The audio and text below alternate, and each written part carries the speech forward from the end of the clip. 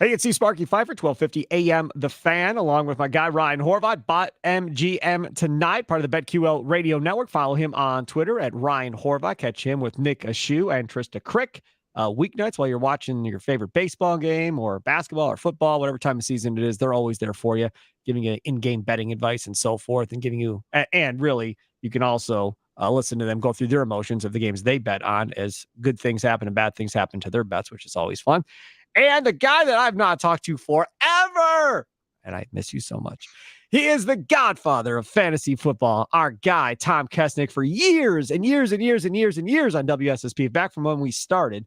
The manager of high-stakes fantasy games for the Sports Hub Games Network. He is Tom Kessenich. Follow him on Twitter at Tom Kessenich as well. And when we talk about high stakes, we are talking about money. Like, for instance, I saw the other day, was it yesterday? And I'm debating it. I was debating. It's probably gone now. You guys had a couple of keeper teams that were available for one of them that were a price of $250 normally, and you guys were saying you could get it for $150 if you wanted essentially to inherit one of your fantasy teams. What kind of money are we talking about that people are playing for you for in some of the fantasy leagues that you have set up? Well, the entry fees start as low as $25. They go entry fees. They go all the way up though to $20,000 entry fees. So it runs a pretty wide gamut in our That contest. So 20,000, that's Horvat money. The is $25, it? that's more my Okay. money. Well, Yeah. yeah. No, I mean they run the wide gamut. So the entry fees go all over the spectrum. So we got drafts, we got auctions, like you say, we got keeper leagues.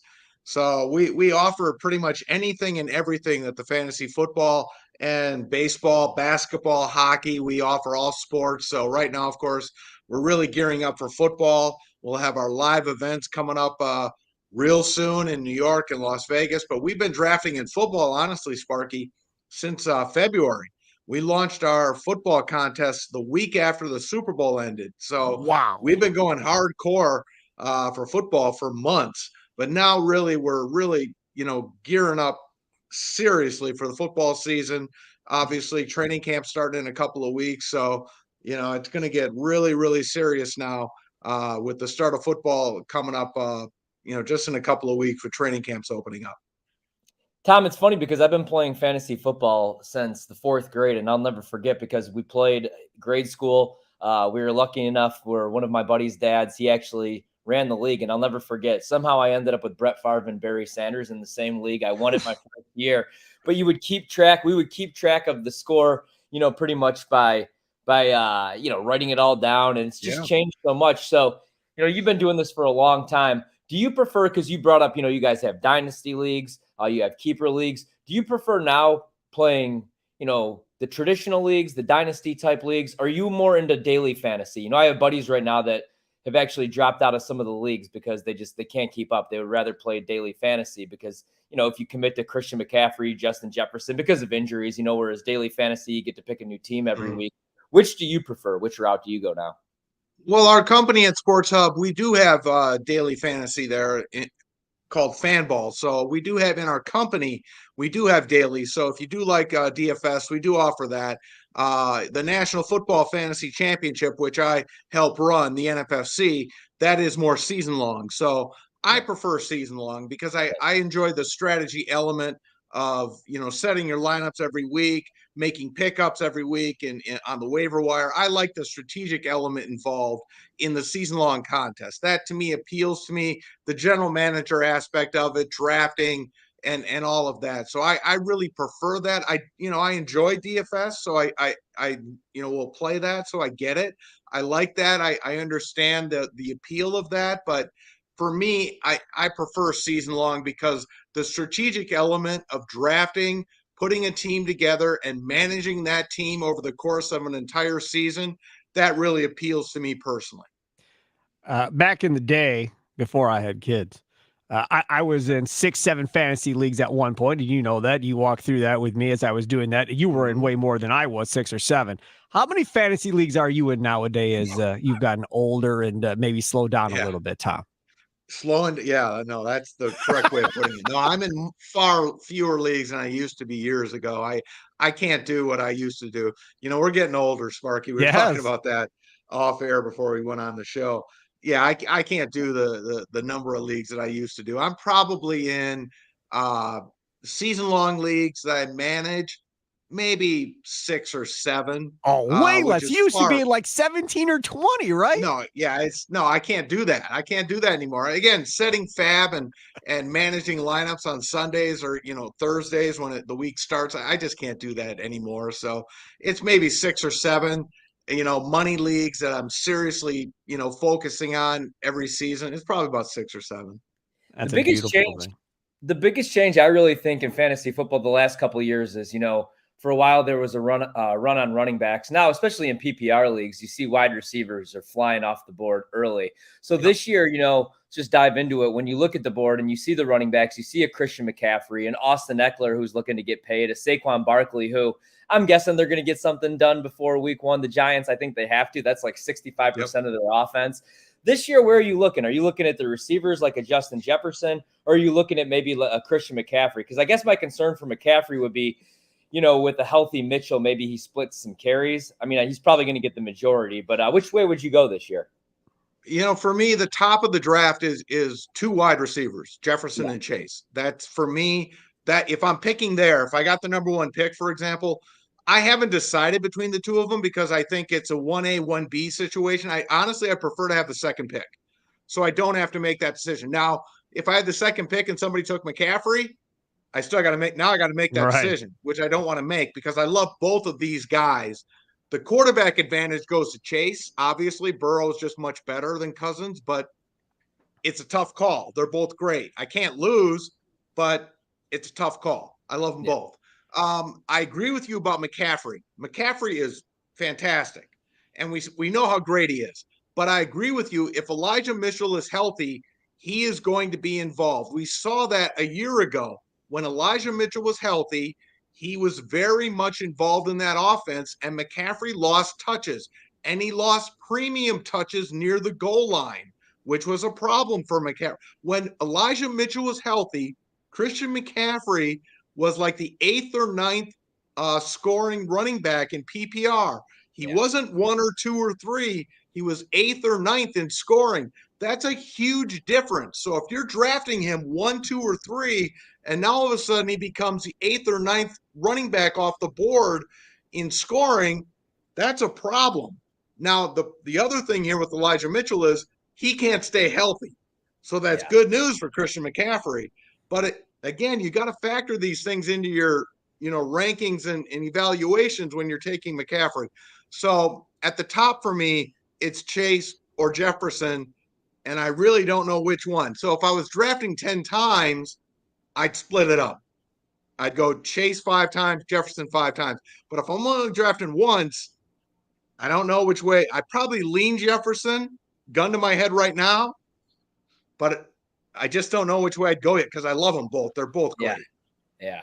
What about the rookie running backs that everybody criticized these NFL teams for taking in the first round? Bijan and Jahmyr Gibbs out of Alabama to the Lions. I like both of them.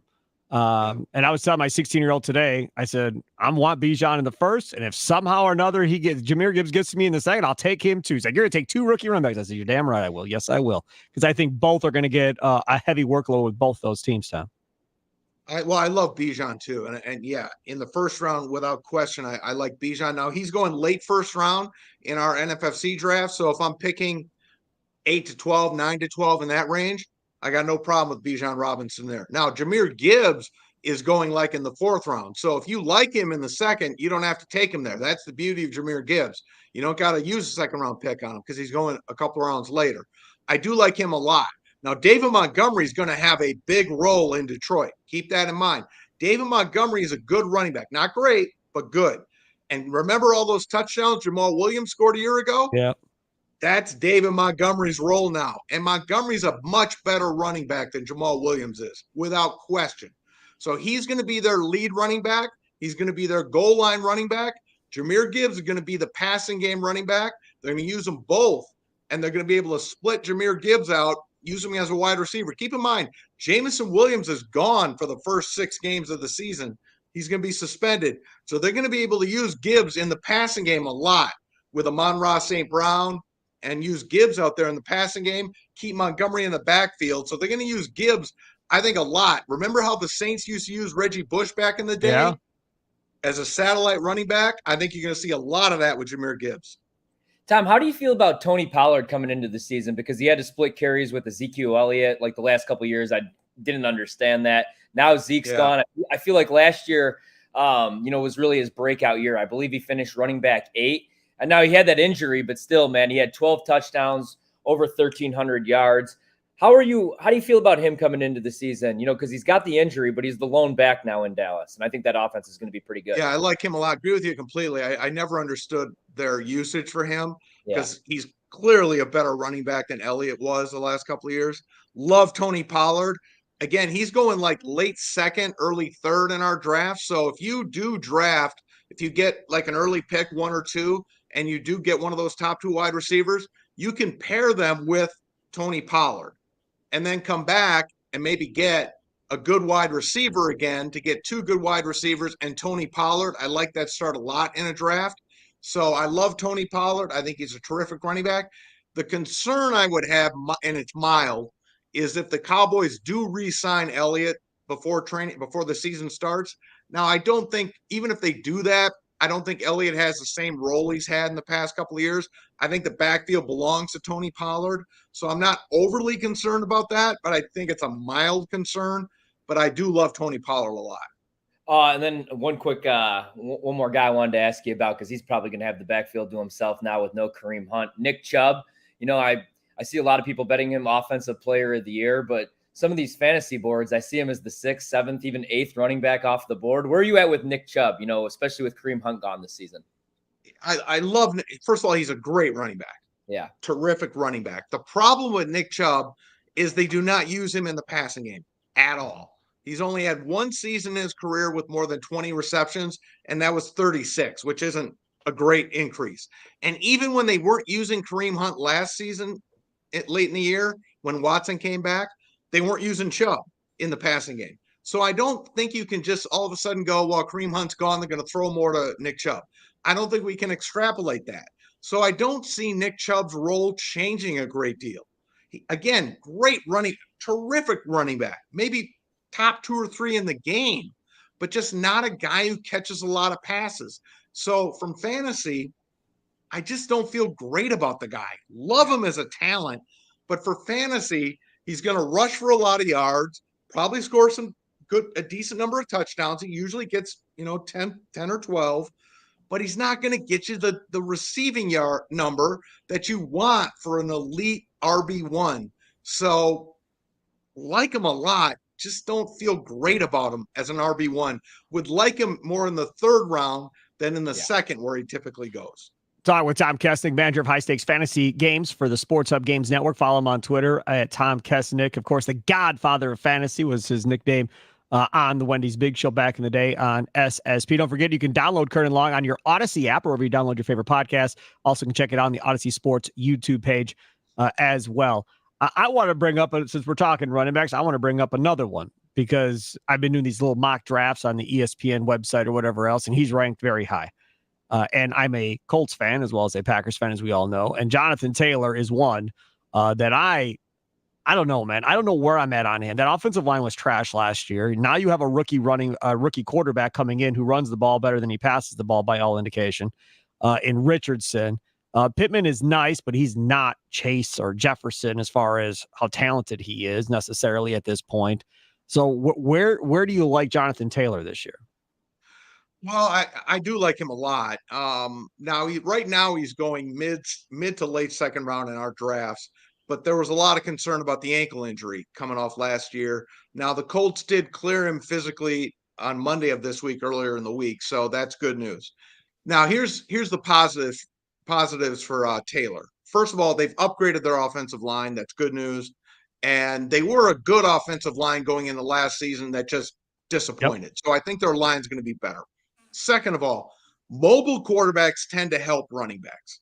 That's historically been proven to be true. Think about Vince Young, Chris Johnson back in the day, Lamar, and his J.K. Dobbins a couple of years ago. So I do think this is a plus for Taylor. Those are 2 big pluses. So I think Taylor's going to bounce back. And if his ADP holds mid to late 2nd round, that's a great value. Right now, again, I like my approach right now, ideally, would be to get 2 really good wide receivers early in my drafts. But right now, you could start off an NFFC draft with Bijan Robinson and Jonathan Taylor, which to me would be a gold mine. It's not the ideal way I want to start my draft, but if you're going to give me Bijan Robinson and Jonathan Taylor to start my draft, there's no way in heck I'm saying no to that. I'm going to jump all over that to get 2 of those 2 of those running backs, a elite rookie, and the guy who was the number 1 pick in fantasy football last year. I know he disappointed, but I don't think the talent is gone from Jonathan Taylor. So I would take that in a heartbeat. Yeah, Tom, I'm with you. I love Justin Jefferson, love Jamar Chase. Let's talk about some of these other wide receivers on top of the board because Cooper Kupp's coming off another knee injury. Yep. Tyreek Hill's obviously fantastic. Stephon Diggs, there was something weird going on with him and Josh Allen, him in Buffalo, but he's back. Devontae Adams, we think Jimmy G is going to be throwing him the football. Who else are you looking at on top of the board? Because I feel like there's some value picks later on. A guy like Garrett Wilson. We know like when Aaron Rodgers has his number 1 guy, he falls in love. And I could see him averaging 11 to 12 targets per game. Who are some other guys you're looking to take early if you're not fortunate enough to pick early enough to end up with the Justin Jefferson or Jamar Chase? Well, I do want to say one thing about Kupp. Cooper Kupp a year ago, of course, remember how great he was in 2021, right? In my opinion, he was the NFL MVP.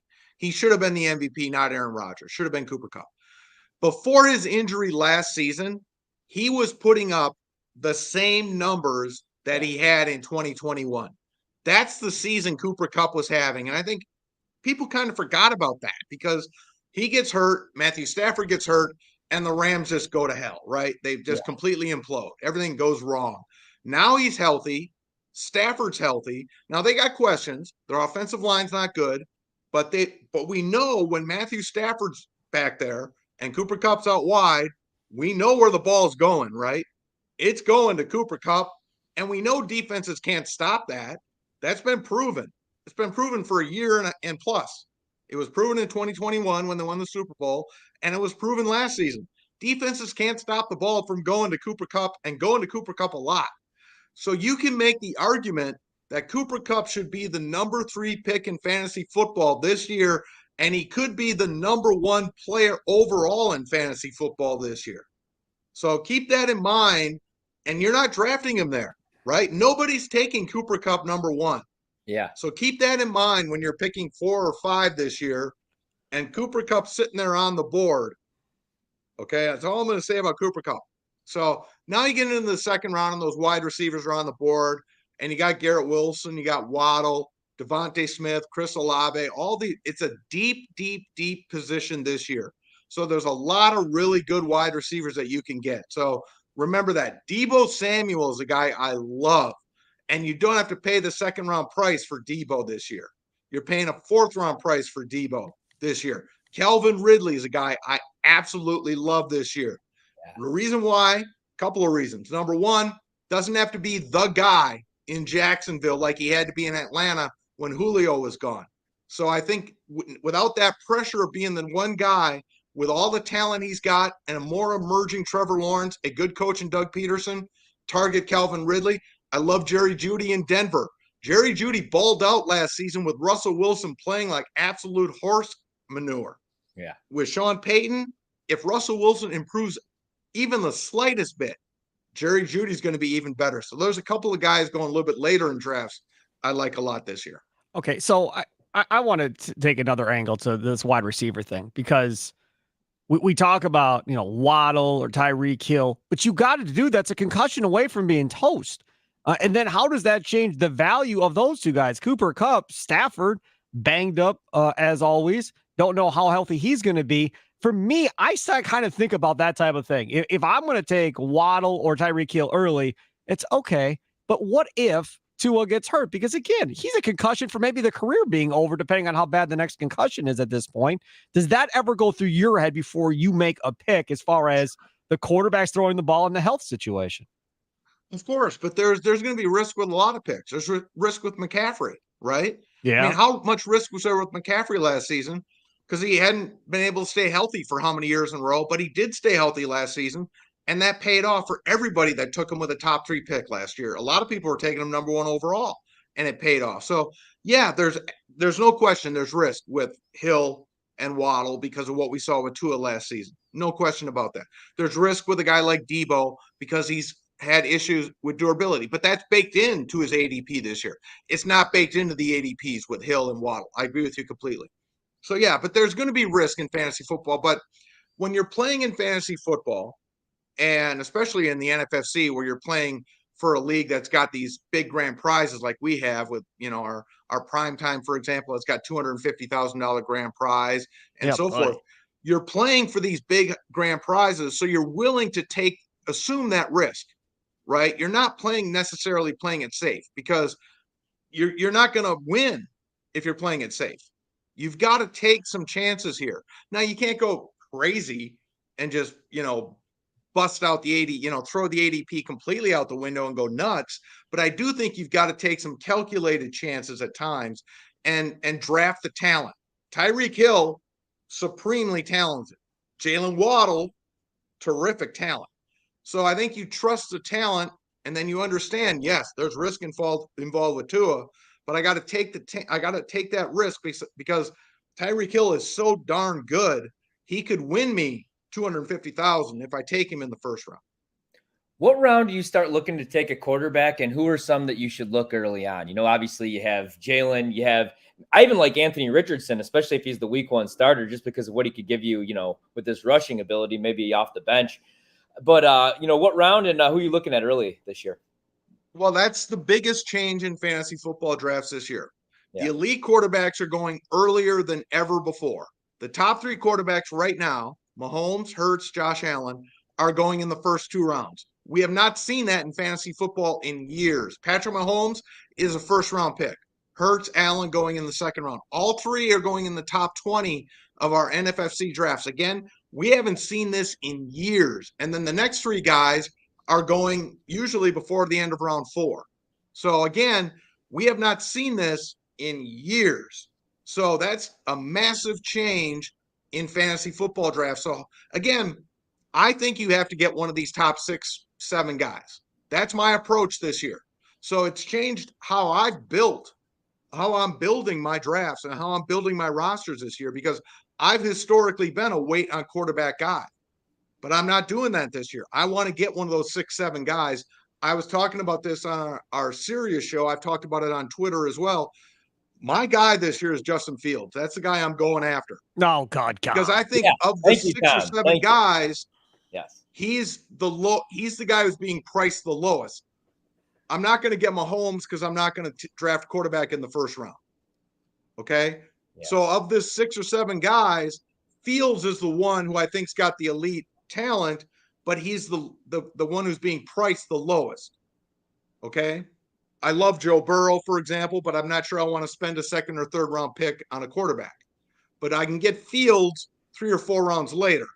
So he's the one I'm targeting. So it's all about cost.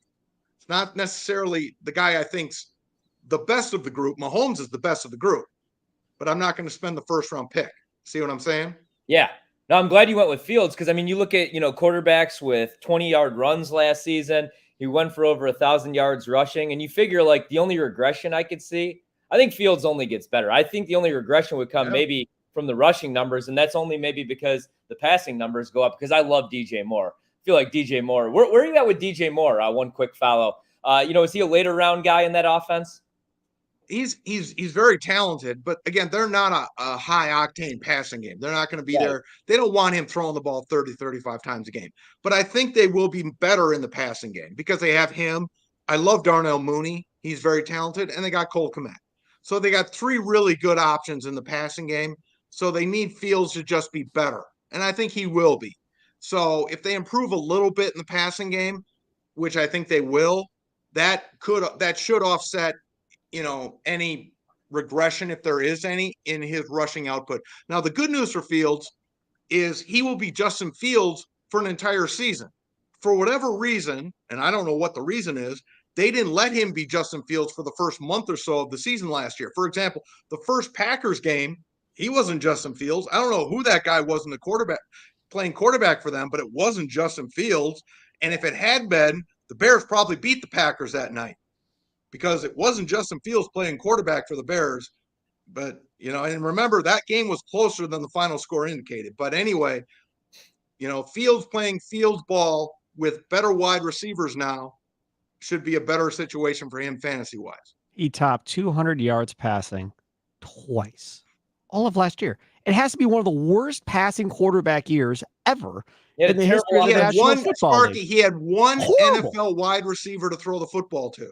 Okay. One. It's still horrible. And one NFL offensive lineman, maybe. All right, we'll see. He had one wide receiver to throw the football to, Sparky. He runs well. That wide receiver core was pure trash outside of Darnell Mooney. It was. I don't disagree with you. It's still horrible either way. So we'll see. We'll see how much better he gets. I'm just not there on that, dude, other than he can run the football.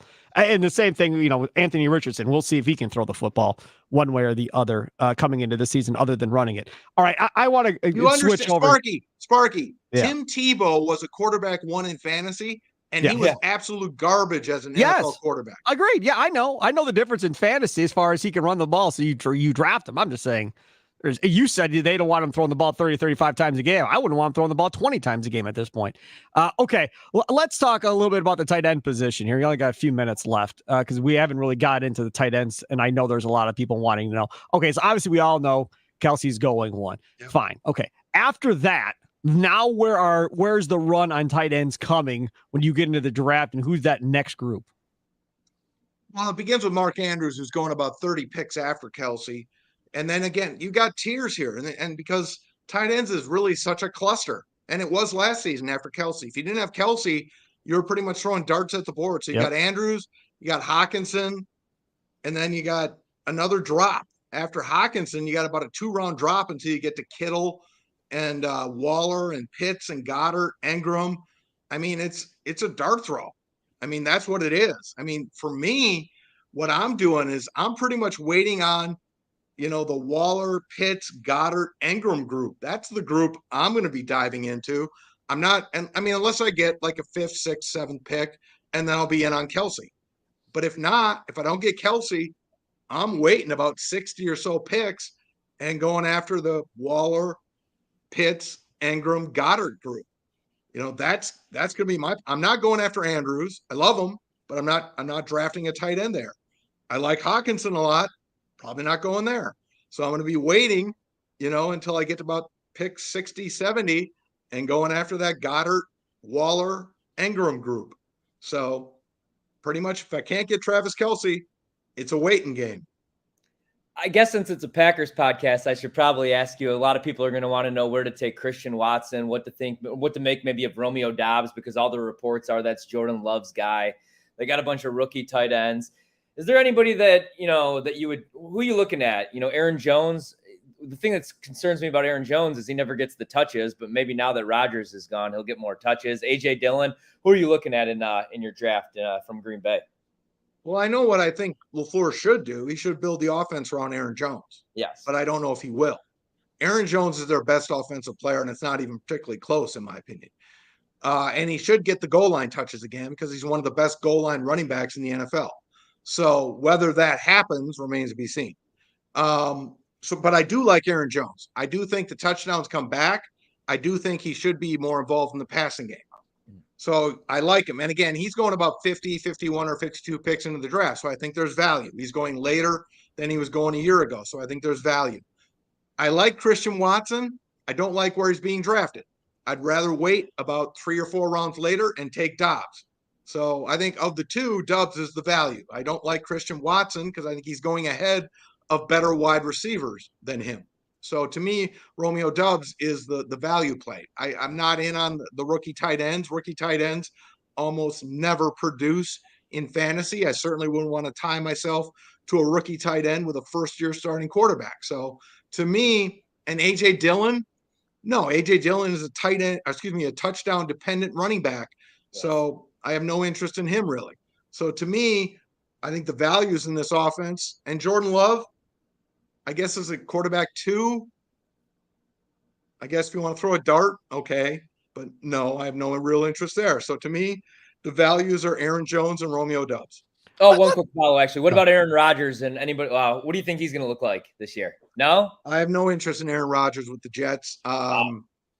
I think he's a declining quarterback. I think we saw it. I think the stats back that up. He's certainly on a better team with a better offense. Garrett Wilson is a stud. I mean, he is a young Devontae Adams. But I think we've seen that Aaron Rodgers is declining. I don't think a change of scenery is going to change the fact that he is a declining quarterback, getting older. Tom, I want to know, we talked about the rookie running backs towards the top there in Bijan and Gibbs.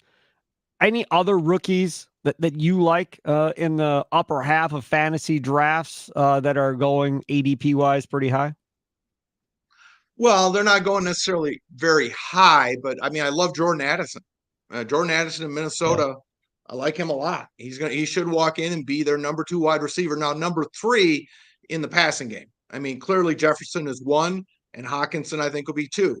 But they need a third option badly in that passing game because they really had nothing last year. Thielen was declining, and they really had nothing after Jefferson and when Hawkinson came over. KJ Osborne is just a guy. So they need a third option in that passing game, and I think Addison is very talented, and I think he is going to be a big option in that passing game for them.